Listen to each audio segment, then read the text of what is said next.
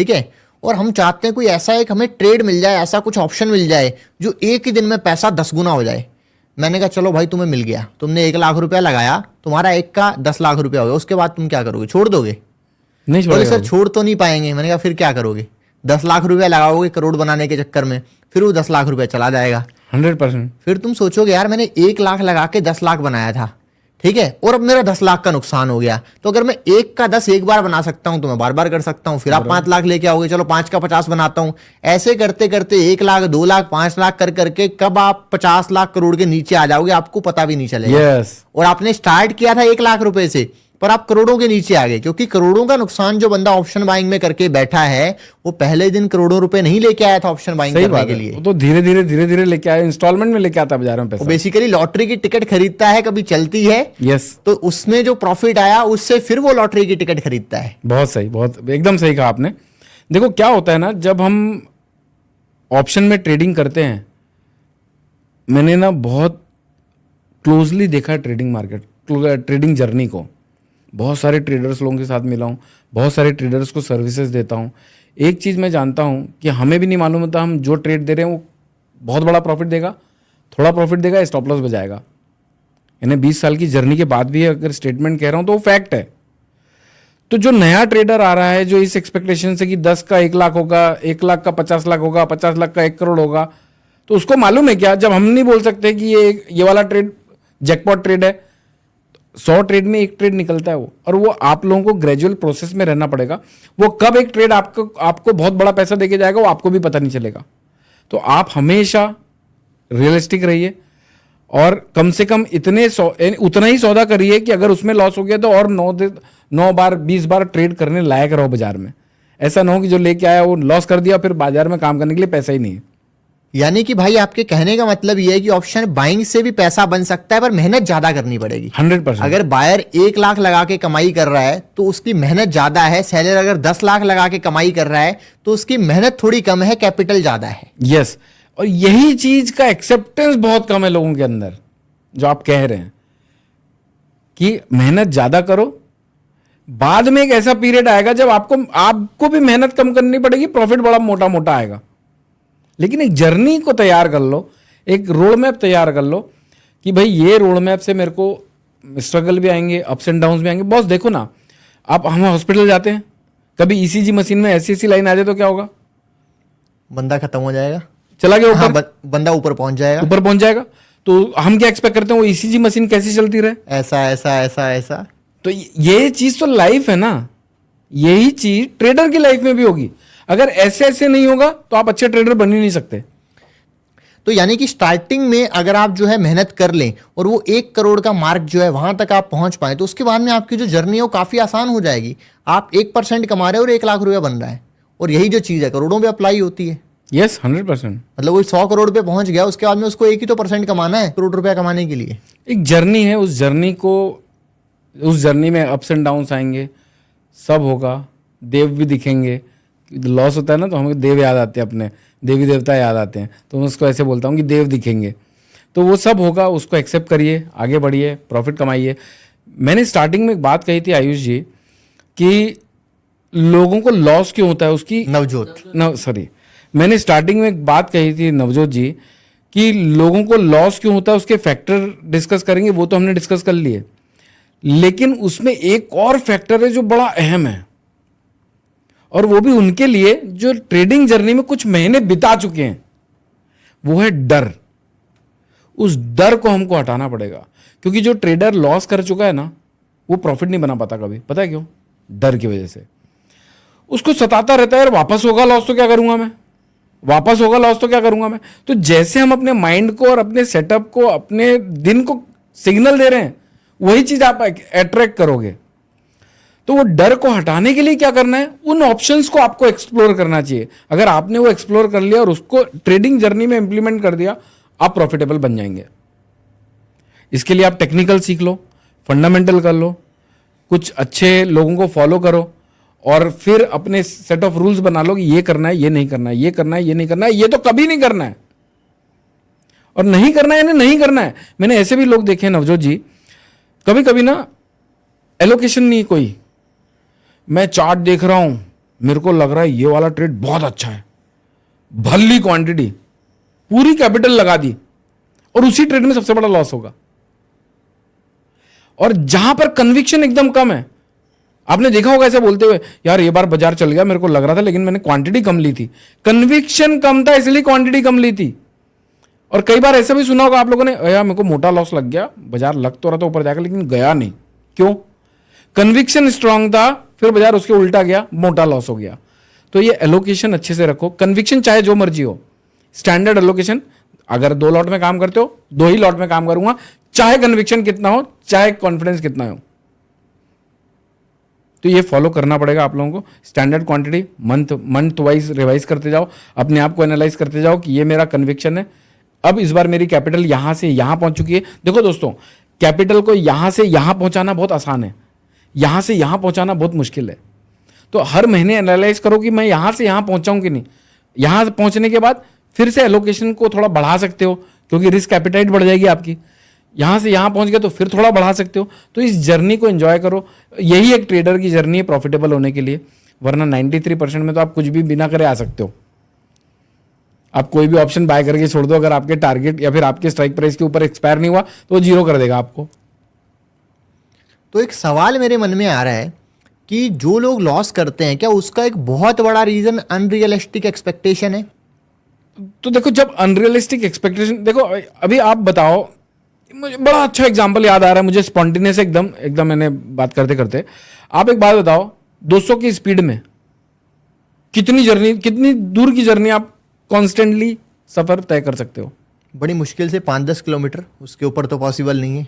उसके बाद तो आंखें भी बोल पड़ेगी किधर देखूं, क्योंकि जब आप 200 की स्पीड में गाड़ी चला रहे हो ना, तब आप ब्लिंक नहीं कर सकते। आपको ऐसे देखना पड़ेगा आंखें खोल के, नजर हटी दुर्घटना घटी, तो आप पलक भी नहीं झपका सकते। तो जब वहां पर आप ये चीज, जब आप 200 की स्पीड में कांस्टेंट गाड़ी नहीं चला सकते, तो यहां पर अनरियलिस्टिक एक्सपेक्टेशन रख के आगे बढ़ सकते हो क्या?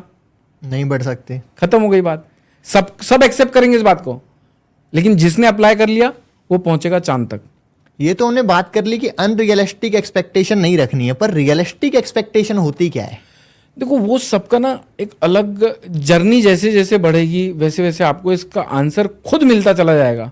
फिर भी कुछ थंब रूल ऐसा कि मेरे ख्याल से अगर आपने म्यूचुअल फंड के रिटर्न्स को बीट कर लिया, ETF फंड के एवरेज रिटर्न को बीट कर लिया, विच इज अप्रोक्सीमेटली 14%। देखो 7% तो कमाना ही कमाना है। आप 1 लाख रुपए को अपनी तिजोरी में रख दो, 1 साल बाद निकालो, उसकी एक्चुअल वैल्यू 93-94,000 की रह जाएगी। तो उतना तो कमाना ही है, नहीं तो आप अपनी वैल्यू कम कर रहे हो। 13 से 14% के आसपास का CAGR, compounded annual growth return जो हम कहते हैं CAGR, वो निफ्टी 20 का ETF फंड का है 13 से 14%। अगर आप उसको बीट कर पा रहे हो तो यू आर गुड।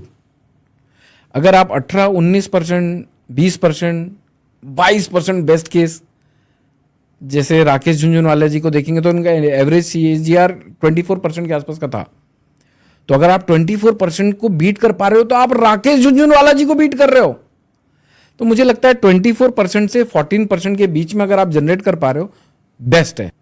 पर एक सवाल मेरा और है, ऑप्शन में कहीं ना कहीं बढ़ नहीं जाएगा? क्योंकि फॉर एग्जांपल कोई आदमी जो है वो इंडेक्स फंड ले रहा है जी, लॉन्ग टर्म कैपिटल गेन पहले 10 था, अभी 12.5% हो गया जी। मान लो उसने, मैं एक एग्जांपल लेता हूँ कि 16.5% कमाया इंडेक्स फंड से, जी, लॉन्ग टर्म कैपिटल गेन दिया 10% का, जी। पीछे कितना बचा? 15% का रिटर्न बच गया। जी। पर ऑप्शन से उसने 25% कमा लिया, जी। 40% का टैक्स दिया, पीछे बचा वही 15%। ये अच्छी चीज पूछी आपने। देखो, मैंने आपको बोला था ना कि 100 ट्रेड करेंगे तो उसमें एक जैकपॉट ट्रेड भी निकलेगा, लेकिन आपको पता नहीं चलेगा कौन सा जैकपॉट ट्रेड है, लेकिन निकलेगा जरूर।